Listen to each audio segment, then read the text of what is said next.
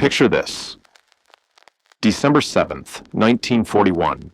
The skies over Pearl Harbor are aflame, black smoke rising like torn ribbons against the dawn. The Pacific trembling under the shock of explosions that seem to echo across the whole world. Within 72 hours, the United States military faces a different kind of war, not one of battleships or aircraft, but of survival, logistics, and shelter. Across the Pacific theater, from the jungles of the Philippines to the lonely coral atolls of Wake Island, thousands of American soldiers are sleeping under canvas tents that rot and collapse under tropical rains within weeks. What began as a temporary solution is becoming a slow, relentless disaster. Morning briefings in Washington turn grim. Field reports arrive soaked with rain and despair. Flooded depots, ammunition ruined beyond use, men hospitalized with pneumonia because their tents, their only protection, quite literally dissolved under the monsoon. The War Department's maps are stained with water damage, as if the very weather itself is mocking the effort. Traditional wooden barracks require lumber, carpenters, and weeks of labor, luxuries the war has stripped away. Lumber doesn't grow on coral, and time, in wartime, is measured not in weeks, but in lives. In one smoke-filled conference room in Washington, Brigadier General Eugene Raybould stands before a crisis table strewn with weather charts, supply manifests, and construction diagrams. His engineers, faces drawn, sleeves rolled, present an impossible equation. The military needs buildings that can be manufactured in Pennsylvania, shipped 10,000 miles through waters haunted by Japanese submarines, assembled by exhausted Marines who may have never held a wrench, and still endure everything the Pacific can hurl at them. 130-degree heat, Category 5 typhoons, and rains that fall in sheets thick enough to drown a man in 6 hours. The standard Army tent costs $12 and lasts a month. A wooden barracks costs $8,000 and takes 6 weeks to raise. Neither option can keep pace with the Army's island-hopping advance. Men are being asked to fight in places where they can barely sleep dry. But across the ocean, the British, fighting longer, bleeding earlier, offer a clue from their campaigns in North Africa. Since the Great War, they've used something called the Nissen Hut, a semicircular shelter of corrugated steel invented by a Canadian engineer, Peter Nissen, in 1916. It's crude, practical, and unpretentious. A simple half-cylinder of iron that can house 30 men and stand against sandstorms. The design, however, carries flaws that make it unfit for the Pacific. The British version relies on heavy steel panels, too cumbersome to move without cranes. Its ventilation system works in the desert, but turns the interior into an oven in the Philippine humidity. Each hut needs a concrete foundation, a death sentence for rapid deployment on coral islands. Raybould's team runs the numbers. 2 million personnel across hundreds of islands. The math is merciless. At normal construction rates, the war would end before half the soldiers had proper roofs over their heads. Letters from the front read like quiet pleas. We wake up with boots full of rainwater, one corporal writes. Our uniforms grow mold before the day is out. Men describe tents collapsing at 3 a.m, entire camps scrambling in knee-deep mud. The medical corps reports a grim statistic: more men hospitalized by respiratory illness than by enemy fire. The issue is no longer one of comfort, but survival. The War Department sends out a desperate call to engineering firms, research universities, and the Navy's own construction battalions. The specifications read like science fiction: a building lighter than a Jeep, small enough to fit on a rail car that needs no foundation, assembles in a single day using only basic tools, costs less than $1,000, and can survive a Pacific typhoon. And they need 10,000 of them in 6 months. It's February 1942. Somewhere in Rhode Island, as snow drifts over the Quonset Point Naval Air Station, a blueprint lands on a desk, a gift from British allies. the Nissen Hut. 16 feet wide, arched steel sheets bolted over a wooden frame. Commander John Philip Drosfeld studies it, his pencil hovering above the page. He sees genius, and he sees failure. The genius lies in the arch itself, nature's perfect shape for strength and water-shedding simplicity. But everything else would perish in the Pacific. The British version weighs 3 tons, depends on concrete bolts, and hides a wooden skeleton that would be devoured by termites before the rainy season ends. Drosfeld circles the ventilation design in red. 2 tiny windows fit for Scottish drizzle would roast men alive in Guadalcanal's tropical heat. The structure needs to breathe, or it becomes a coffin. And yet, as the Navy engineers debate technical fixes and impossible deadlines, another voice hums in the background of American innovation, one that belongs not to a soldier, but to a dreamer. Buckminster Fuller, the eccentric visionary of prefabricated design, has been preaching the gospel of industrial housing since the 1920s. Most architects dismiss him as an idealist, a crank lost in blueprints. But his Dymaxion house, a concept of lightweight, factory-built, easily assembled homes, now seems less like a fantasy and more like prophecy. The U.S. military never formally consults him, but his ideas echo through the steel mills and drafting rooms of wartime America. Treat buildings not as handcrafted structures, but as manufactured products. That philosophy finds a home at Quonset Point, a naval base turned design laboratory on Narragansett Bay. Rhode Island, with its deep roots in metalwork and shipbuilding, is the perfect forge. It has the craftsmen, the steel mills, the shipping, thus access. In March 1942, a team forms, a strange alliance of practical minds and creative thinkers. Structural engineers from Strand Steel Corporation, who have been building prefabricated barns for farmers. Architects from George A. Fuller Construction Company, experts in modular assembly. And Navy officers who've seen real storms tear real buildings apart. Leading them is Otto Brandenberger, a soft-spoken engineer from the Midwest, whose farm structures have survived tornadoes. His barns use arched panels of corrugated steel that support themselves, no wooden frame at all. He proposes something radical: remove the Nissen Hut skeleton entirely. Let the steel skin bear all the load. To most architects of the era, it's heresy. But Brandenberger's quiet confidence comes from years of watching nature's geometry at work, the same principle that lets an eggshell support its weight. The British, humbled by experience in Burma and Singapore, send their own hard-earned lessons. Their reports are brutal in their honesty. Fungus that eats through paint in months. Humidity that corrodes bolts until roofs cave in. Insects that turn wooden supports to dust. It's a list of everything the new design must defy. The Quonset team reads it like a sacred text. No wood in contact with soil, one note reads. Every surface galvanized, ventilation aggressive enough to keep the air dry. They design with the relentlessness of people who know failure costs lives. By April, the vision has solidified.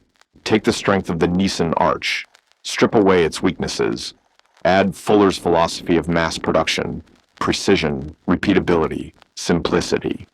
Fuse it all with American steel and shipyard know-how. Every detail is redesigned for war. Every bolt counts. The Quonset Hut is born, though no one yet calls it that. It is not beautiful, not in the traditional sense. But under the soft gray light of Rhode Island's coast, its curved silhouette looks inevitable. The steel glints faintly, almost defiant against the ocean wind. It's a building that seems to understand its purpose before a single man enters it. And somewhere, in the hum of the factory floor and the clang of hammers shaping corrugated steel, you can almost hear the rhythm of war itself, the sound of a nation learning to build not just for victory, but for endurance. And outside, the wind off Narragansett Bay rattles through the first assembled hut. A whisper of the storms it was born to survive. Otto Brandenberger walked into the cavernous warehouse at Quonset Point with 30 engineers at his back and a deadline that could have broken lesser men. 60 days, that was all they were given, to design, prototype, test, and approve an entirely new kind of building, a structure that did not yet exist outside of imagination. In wartime, everything impossible was simply something that hadn't been solved fast enough. The warehouse smelled of oil, salt, and urgency. Hammers echoed through the steel rafters as the team worked in shifts around the clock, their cots pushed against cold walls between drafting tables and crates of metal sheets. They survived on bitter Navy coffee, canned rations, and the quiet terror that failure here could mean death thousands of miles away. This wasn't just architecture, it was strategy made of steel.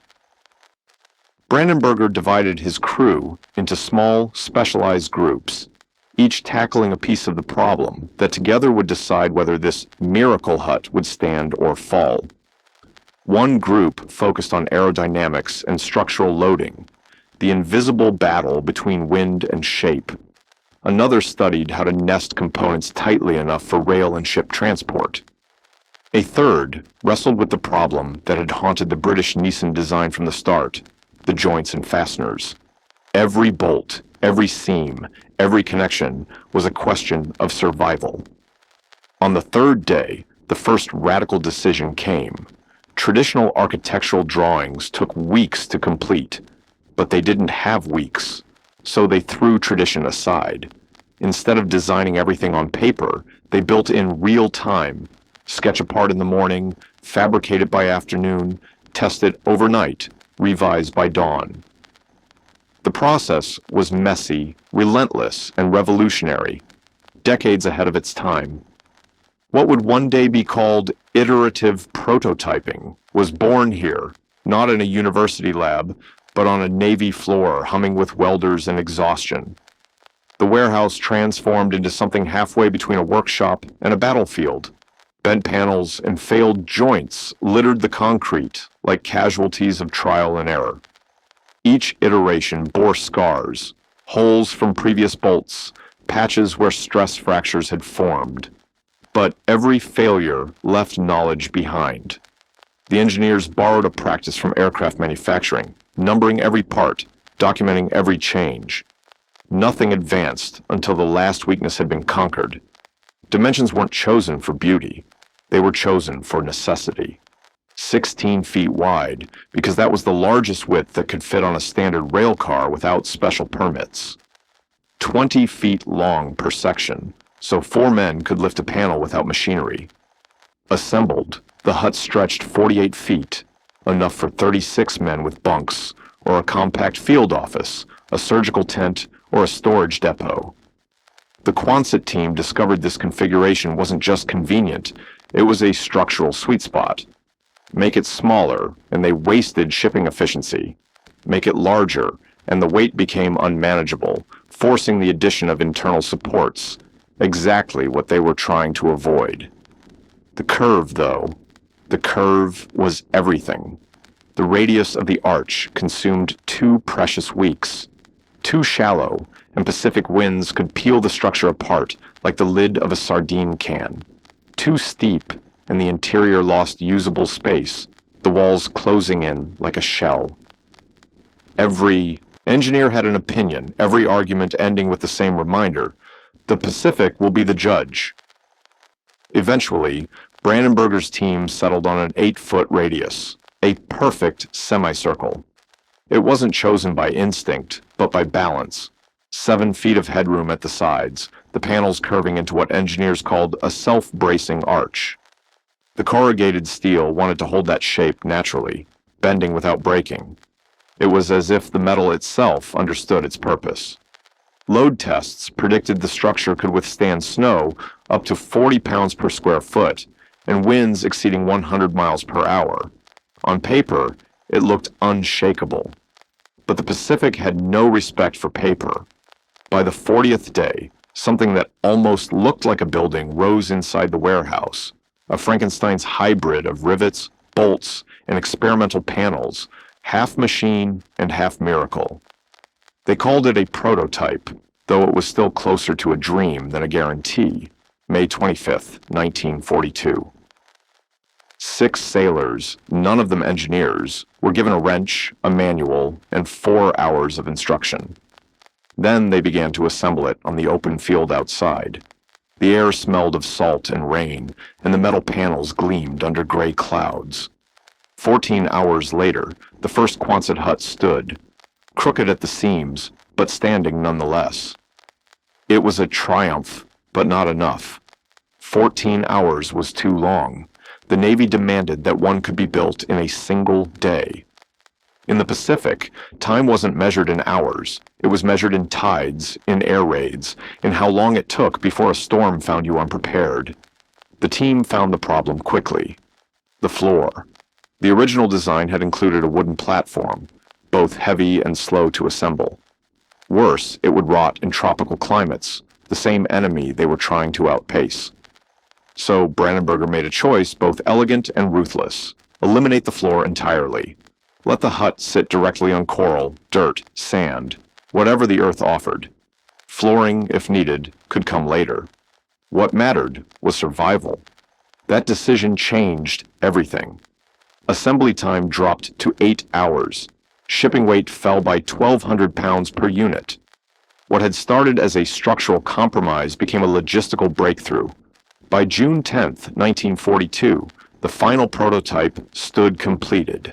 96 corrugated steel panels, each weighing under 50 pounds, joined into a gleaming half-cylinder of 720 square feet. The whole thing weighed 9,000 pounds, cost less than $1,400, and looked, in its simplicity, like it might just outsmart the Pacific itself. But before it could be approved, it had to face the Navy's engineers, men who didn't believe in luck, only in numbers. They arrived with wind tables, typhoon data, and skepticism thicker than armor plating.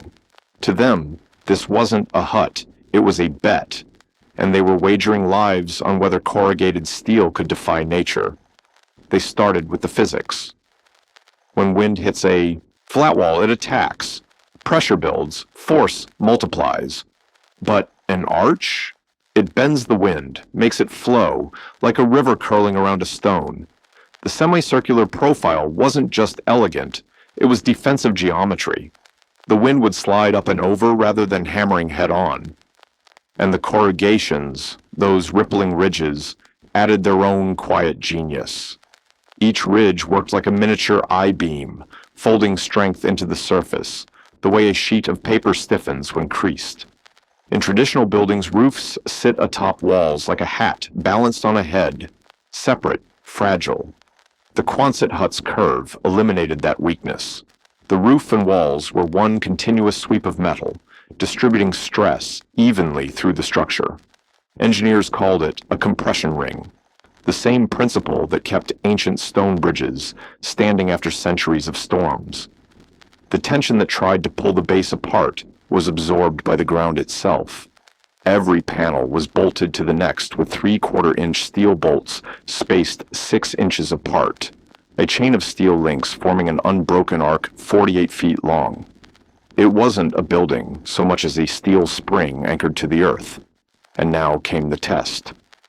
At Davisville, Rhode Island, they built one full-scale unit, rigged it with sensors, and waited for nature to bring its worst.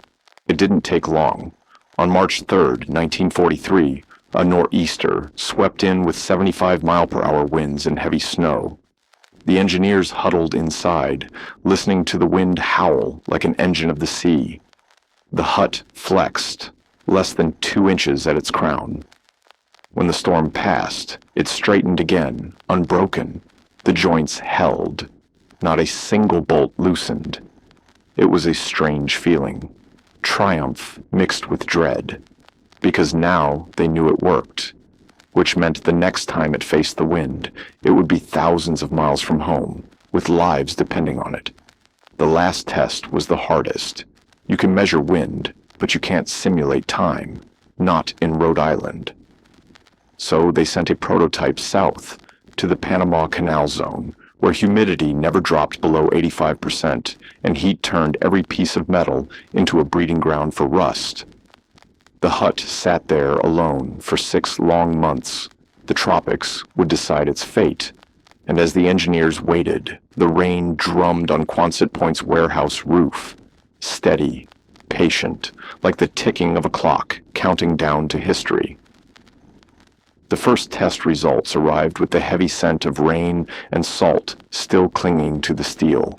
6 months in the sweltering humidity of the Panama Canal Zone, and the Quonset prototype had endured better than anyone dared to hope.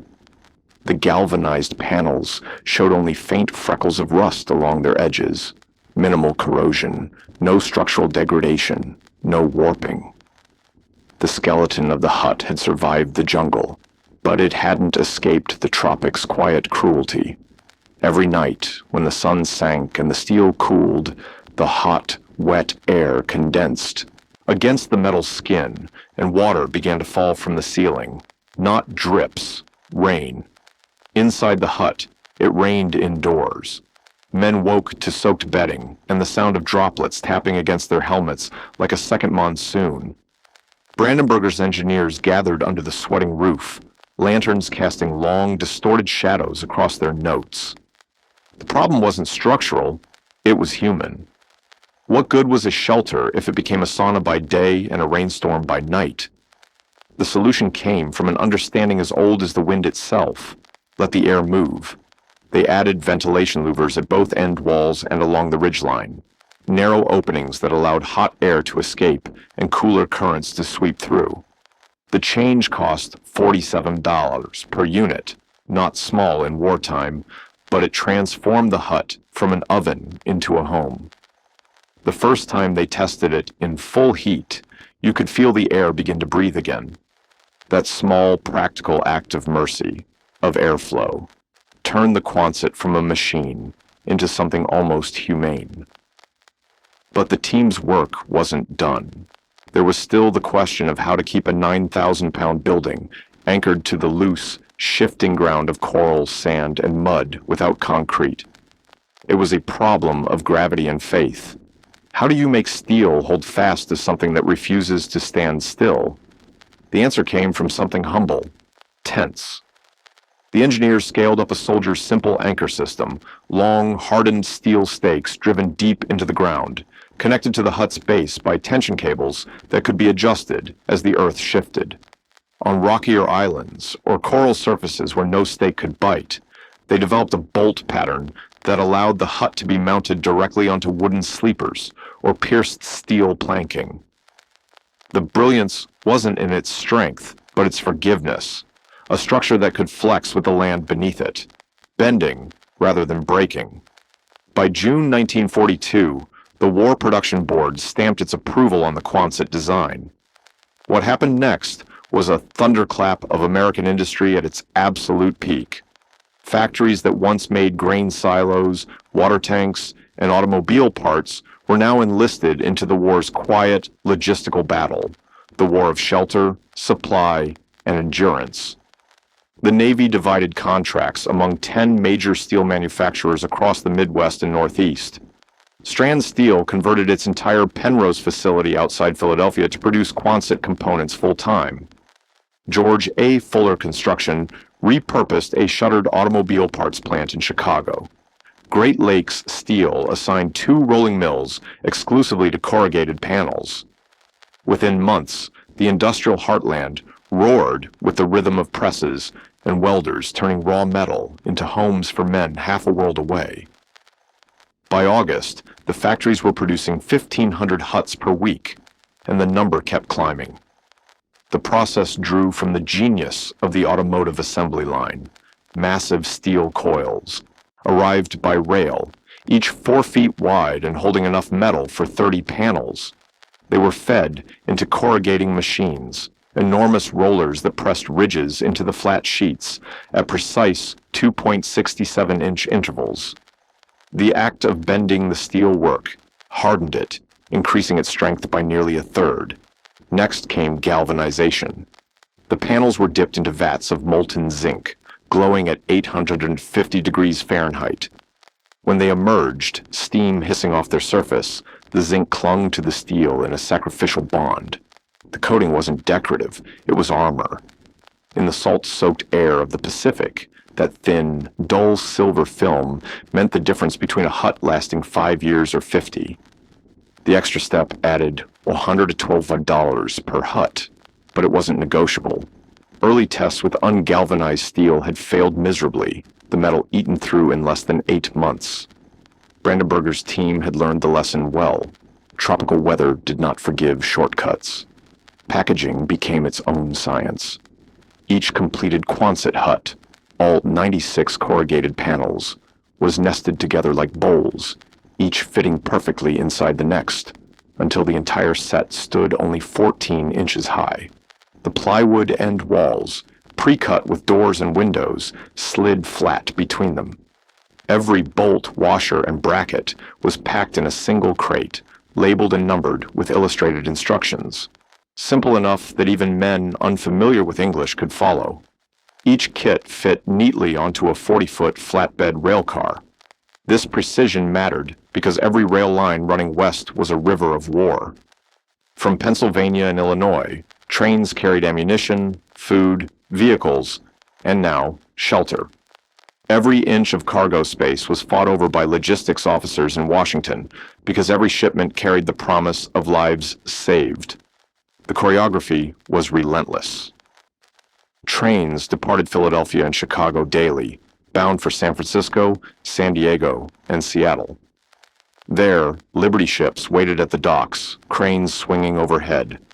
Longshoremen guided the steel crates into holds alongside tanks and artillery, the clang of metal echoing against the hulls.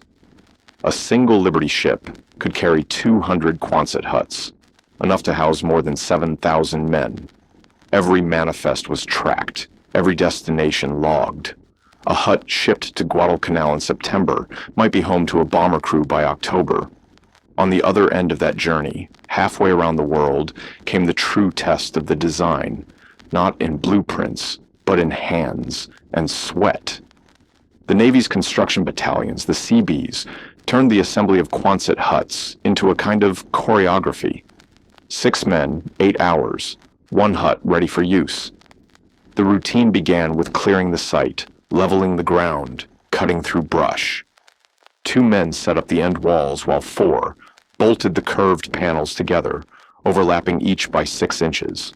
No welding, no concrete, no specialist carpenters, just wrenches, hammers, and willpower. In January 1943, on the island of Espiritu Santo, a record was set. A Seabee crew, well practiced and proud, assembled a complete hut in 4 hours and 17 minutes. They called it showboating, but the number didn't matter as much as what it symbolized, proof that these shelters could spring from the ground almost as fast as the war could tear them down. Across hundreds of islands, crews built 5, 6, sometimes 10 huts a day, raising entire bases faster than Japanese bombers could reduce them to rubble. By December 1943, production had reached 8,000 units a month.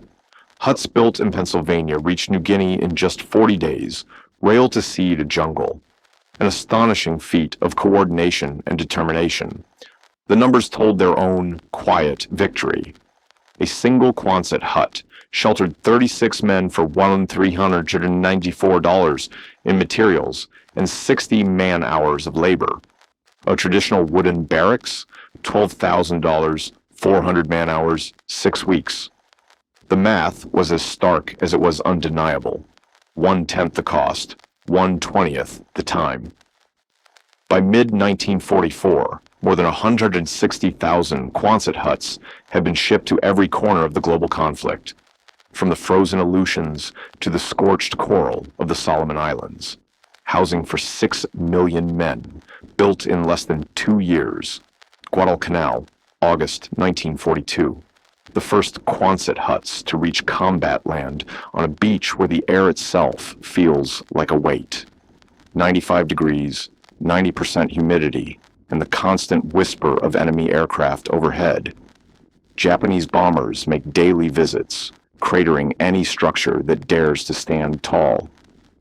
Amid the chaos, marine engineers unload the steel panels by hand, bolting them together in the shattered remains of a coconut grove still blackened from the last shelling. 12 hours later, 10 new huts rise beside Henderson Field. Inside them, aviation mechanics finally have dry ground to work on their battered F-4F Wildcats. 3 days later, the first bombing run tests the design. A 500-pound bomb detonates 40 yards away.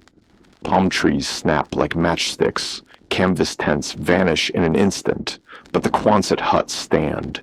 Dirt sprays across their corrugated flanks. Shrapnel rattles like hail, and then silence. When the dust settles, the men inside emerge shaken, deafened, but alive. The huts have flexed with the blast, absorbed it, endured it. Yet the jungle had its own offensive. The heat returned, heavy and merciless. Within 2 weeks, red streaks of rust bled from every ungalvanized bolt. The salt air gnawed at the steel like an animal at bone. Fungus crept across walls, black and green, turning the huts into strange, living sculptures. The air inside grew still and suffocating. The ventilation louvers that had worked so well in Rhode Island barely stirred the air here. So the Marines adapted. They propped doors open with empty ammunition boxes, cut new vents into the panels with tin snips, ignoring the manuals, the specifications, the warnings. And in doing so, they made the huts their own, imperfect, dented, alive. Outside, the Pacific wind carried the smell of salt and oil and rain. Inside, the Quonset Huts stood, humming softly in the heat, the sound of metal expanding under the sun like the slow, patient breath of a sleeping giant. By 1944, the war had taught every engineer a single, humbling truth. The battlefield was the world itself, its weather, its chaos, its extremes. Every island, every continent offered a new kind of punishment. The Quonset Hut, born in the temperate calm of Rhode Island, was about to meet those trials one by one. It began with the field reports, hand-scribbled notes, photographs, complaints scrawled on the backs of requisition forms. Too hot inside to breathe, condensation like rain, fasteners rusting through. Those words, sent from the Pacific, found their way back to the engineers at Quonset Point, who read them not as criticism, but as battle scars. Every flaw became a lesson, and those lessons shaped the next generation of huts. Larger ventilation louvers were added. The air vents widened along the ridgeline to bleed off heat. Every fastener, every bolt, every washer was now galvanized, no matter the destination. The huts were evolving, quietly, through the reports of the men who lived inside them. By February 1945, the testing ground was a name now written in ash, Iwo Jima, a volcanic island of black sand and fire where the air itself seemed to shimmer with heat and danger. There was no real soil here, only sharp, shifting grit that swallowed boots and machinery alike. The mountain, Mount Suribachi, loomed over everything, a dark crown from which artillery could strike without warning. When the Seabees landed on D+2, they didn't find space or time to breathe. Under the howl of enemy fire, they began bolting Quonset panels together right there on the beach. Mortars fell 200 yards away, kicking up fountains of black sand. The men worked in silence, moving with the calm rhythm of experience. Bolt, tighten, brace, duck when the world shook. Traditional anchoring was impossible in the shifting volcanic earth, so they improvised. Empty oil drums filled with sand became their foundation. Steel cables ran from each drum to the base of the hut, holding it in place with the weight of the island itself. When a Pacific typhoon swept across Iwo Jima in March, 110-mile-per-hour winds screaming across the shattered landscape, those improvised anchors held. Everything else was gone. The base commander's report to Pearl Harbor was brief, almost cold. Quonset Huts survived, all other structures destroyed. Far north, in the Aleutian Islands, the same design faced the opposite extreme. At Dutch Harbor and Adak, the air froze solid, the sea turned to glass, and winds tore across the tundra at over 100 miles per hour. The huts groaned, their steel skins turning brittle in the cold. The first Arctic deployments revealed a new kind of failure. The panels cracked clean through at their bolt holes. Engineers responded, as they always did, with quiet precision. They switched to cold-rolled steel, altered the metallurgy to retain flexibility at sub-zero temperatures, and added rubber gaskets at every joint to absorb the stress of expansion and contraction. But then came another problem. Inside, when heaters roared to life, warm air met frozen walls, and once again, it rained indoors. Condensation fell in steady drips until crews learned to line the interiors with insulation blankets and keep the vents open, even in the dead of winter. By the end of 1943, weatherized Quonset models were rolling off production lines with double-wall insulation, modified ventilation systems, and internal lining that trapped heat while still letting the building breathe. The war's geography became their laboratory. In the burning sands of North Africa, the huts took on yet another role. Ammunition depots, field hospitals, mess halls. In Palermo, Sicily, one such hut was struck by a German 88mm shell. The projectile punched through the steel skin and exploded inside, among crates of small arms ammunition. By every expectation, that blast should have turned the structure into twisted debris. But the arch, that perfect, humble curve, saved it. The explosion's energy found its escape not through destruction, but through design. The curved walls channeled the force upward and outward, releasing the pressure in a rush that left the frame warped but standing. When explosive ordnance disposal crews examined the wreckage, they realized something extraordinary. A rectangular building would have collapsed, trapping anyone nearby under tons of rubble. The Quonset's compression ring geometry had turned catastrophe into survival. But nature was not done testing them. In December 1944, the Pacific unleashed its most violent temper, Super Typhoon Cobra. Winds howled at 140 miles per hour. Waves 20 feet high crashed against the Philippine coast. On the base at Tacloban, nearly everything above ground was torn apart. Wooden barracks simply exploded into fragments.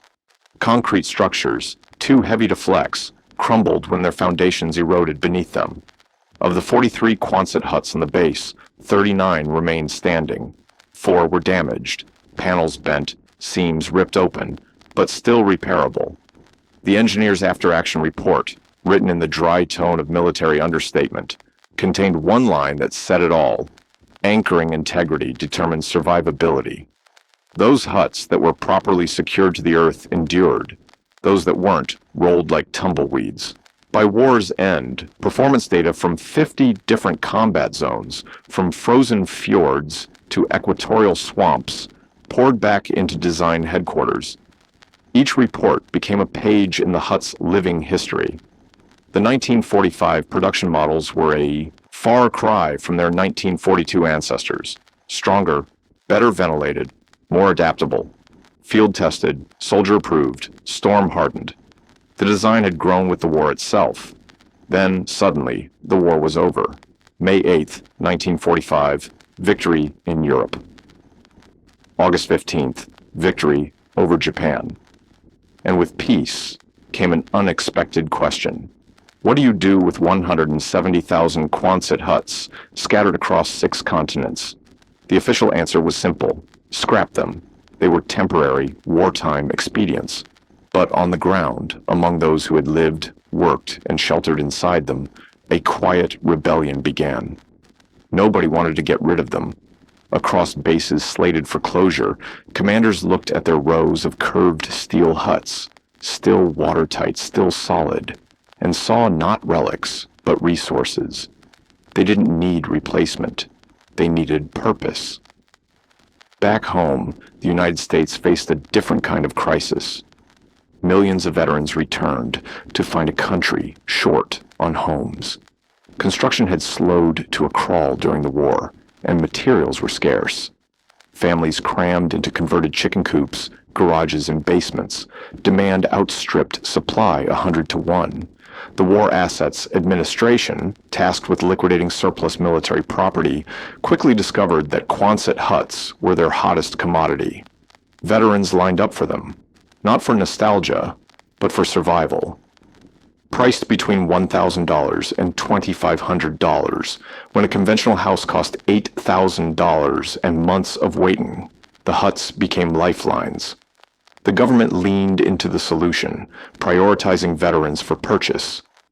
Across America, strange new suburbs sprouted, rows of gleaming half-circles reflecting the morning sun.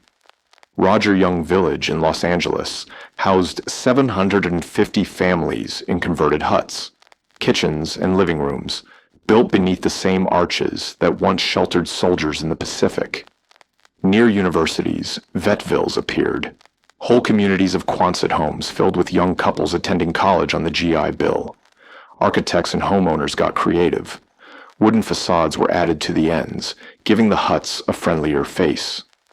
Inside, partition walls created bedrooms, kitchens, living spaces. Some owners dug them halfway into the earth for natural insulation. Others joined multiple huts end to end to make long tunnel-like homes, improvised palaces of corrugated steel. At first, building inspectors balked. The codes didn't account for something so unorthodox. But the crisis softened resistance. In Portland, Oregon, a neighborhood called Fairview Addition grew into 350 Quonset homes. Residents planted gardens beside the curved walls, painted them in cheerful colors, and built porches that disguised their martial past. The huts also found new lives beyond housing. Churches discovered their value, fast, cheap, and large enough to hold hundreds. The First Presbyterian Church of Levittown, Pennsylvania, began in a Quonset in 1952. The congregation expected to stay there for a few months. They stayed 15 years. Others followed suit. It wasn't beauty they sought. It was immediacy. A Quonset cost $2,500 and could be ready for worship in weeks. A traditional church required $150,000 and a decade of fundraising. The acoustics were rough, the aesthetics humble, but the pews filled all the same. Many of those temporary sanctuaries would outlast the very generations who built them. And then came the schools. The baby boom had begun, and classrooms were bursting. Districts scrambled for space. The math was grimly familiar, the same problem the military had faced in 1942. They needed room for students now, not years from now. Quonset huts became classrooms, their echoing interiors filled with the hum of children reciting lessons instead of bombers warming engines. One hut could hold 30 students for a tenth the cost of a brick building. By 1950, an estimated 3,000 schools across America had at least one Quonset classroom. For thousands of children, their earliest memories of learning, of chalk dust and wooden desks and the muffled patter of rain, took place beneath those same curved steel ribs. The war had ended, but its architecture remained, standing quietly in backyards, on campuses, and in towns from California to Maine. The Quonset hut had begun as an emergency measure, a desperate answer to an impossible question. And yet, through storm and fire and peace, it endured. Even decades later, when the steel had dulled and the paint had faded, you could still walk past one of them on a quiet morning and hear the faint echo of rain on metal, the same steady rhythm that once followed soldiers through every corner of a world at war. It's strange how the echoes of war sometimes outlive the sound of the guns. Long after the Pacific fell silent and the flags were folded, the curved ribs of those Quonset huts, once stamped with serial numbers and Navy stencils, began sheltering a very different kind of life. The laughter of children learning multiplication tables replaced the drone of B-29s. Chalk dust rose where once there had been volcanic ash. Under those same arched ceilings that had seen bomb crews briefed for missions, American schoolchildren were now reciting lessons about peace. That was the quiet rebirth of a wartime invention, the beginning of its second life. The commercial world soon followed suit. Mechanics, welders, and farmers, men who understood tools and weather, and the weight of work, saw something more than surplus steel. They saw opportunity. The Quonset's clear-span interior, its simple column-free floor space, made it perfect for small businesses that couldn't afford conventional construction. Machine shops, garages, warehouses, even seed storage barns sprouted beneath those corrugated arches. You could rent a garage in town for $100 a month, or you could buy a surplus Quonset and own your workspace forever. The math was simple, and so was the maintenance. Hose down the exterior once a year, tighten the bolts when you remember, and the structure will outlive you. In the vast flatlands of the Midwest, the huts dotted farmsteads like metal seashells, each one catching the sunrise in its curved flanks.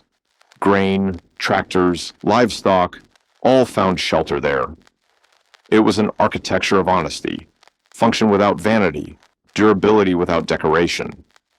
The Strand Steel Corporation, which had helped design the military originals, returned to the business in peacetime, manufacturing civilian versions tailored for farmers. Their brochures spoke plainly, strong as the American spirit. And maybe that wasn't just marketing, because by the late 1940s, those shining half-cylinders had become a quiet part of the country's landscape, symbols of endurance and ingenuity, reminders that practicality could be beautiful in its own way. Over the decades, those huts slipped into American memory like familiar faces. They appeared in movies, in grainy black and white photographs, in newsreels showing the hum of post-war rebuilding. They stood for something deeper, the nation's ability to adapt, to rebuild with whatever it had on hand. Architectural historians once dismissed them as temporary eyesores, but time has a way of changing the lens. By the 1990s, preservationists began to see them differently, as emblems of vernacular resilience, structures that blurred the line between necessity and art. Some even earned historic landmark status, not for their grandeur, but for their honesty. Proof that beauty sometimes lies in survival itself. And survival, it turned out, was a lesson the world would keep relearning.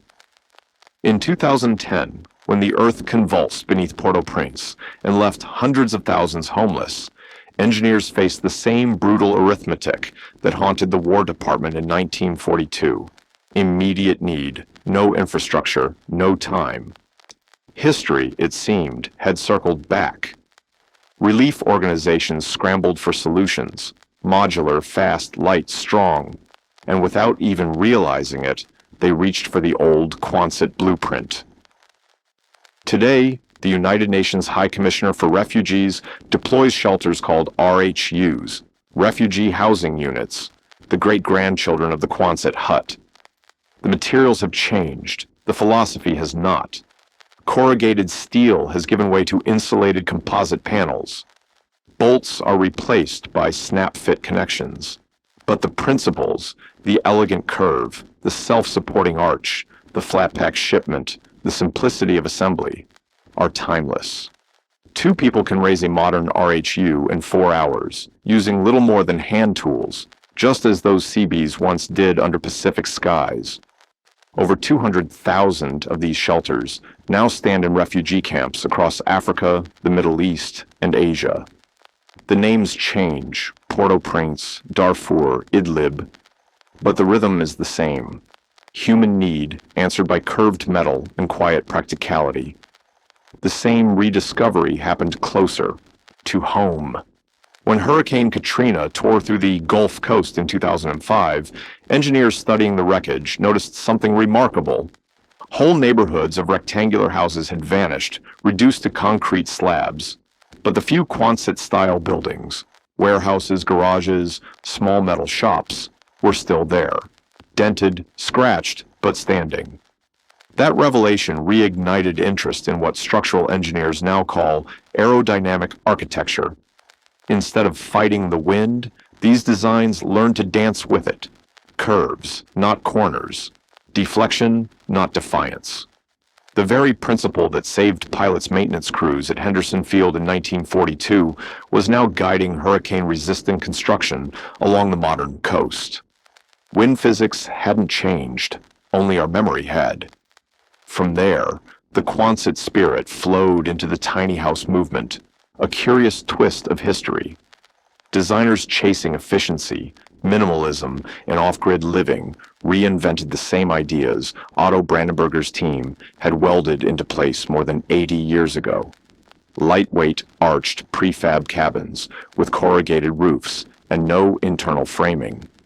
They were sold as sustainable, affordable, even chic. Few realized their lineage traced back to the crucible of war. A few high-end architects took the idea further, turning simplicity into statement. Imagine a Quonset reborn in glass and chrome. The same curve, but now ending in floor-to-ceiling windows and polished wood interiors. They sold for $300 a square foot, marketed as organic modernism. Yet beneath all that luxury, the bones were unchanged. The arch that once endured typhoons now framed weekend homes for artists and entrepreneurs. Time had turned necessity into elegance, and still, the military never fully let go of its creation. Across forward operating bases in Afghanistan and Iraq, and in places the public never sees on any map, the descendants of those Rhode Island huts continue to rise. Modern versions made of aluminum alloys and Kevlar reinforced panels equipped with climate control, blast resistance, and quick lock joints. They arrive folded inside shipping containers, then unfold like origami, a self-erecting memory of 1942 ingenuity. If Otto Brandenburger and his exhausted engineers could see them now, they would recognize the logic instantly. The materials have evolved, but the soul has not changed. Curved strength, speed of assembly, endurance through simplicity. That was always the heart of it. Even in the 21st century, the numbers still tell the same story. A modern engineered arch shelter provides reliable, weatherproof housing for roughly $50 per square foot, shipping and assembly included. Traditional construction in disaster zones, 3 times the cost, 10 times the delay, and none of the flexibility. Whether it's the Pentagon balancing billion-dollar logistics or the Red Cross racing against the monsoon season, the old wartime equation remains the same. How do you shelter the most people in the least time for the least cost? The math that shaped the Quonset hut still shapes the world. And then, in perhaps the strangest echo of all, that curve found its way into the stars. NASA engineers and private space architects, designing habitats for Mars and the Moon, kept arriving, again and again, at the same form, an arch. Pressurized modules, prefabricated, shipped flat, self-supporting without deep foundations. Dust storms on Mars behave like hurricanes on Earth, and the same physics applies. Wind over a curve, not against it. Efficiency through geometry. In the thin red air of a distant planet, the lessons of 1942 live on. The first human base on Mars may not bear a name like Quonset, but its design will carry that lineage, a quiet tribute to a team of 30 engineers who once worked through sleepless nights in a Rhode Island warehouse while the world burned around them. They were not building monuments. They were solving a problem. And in doing so, they stumbled onto something eternal, the idea that simplicity, properly understood, is the purest form of genius.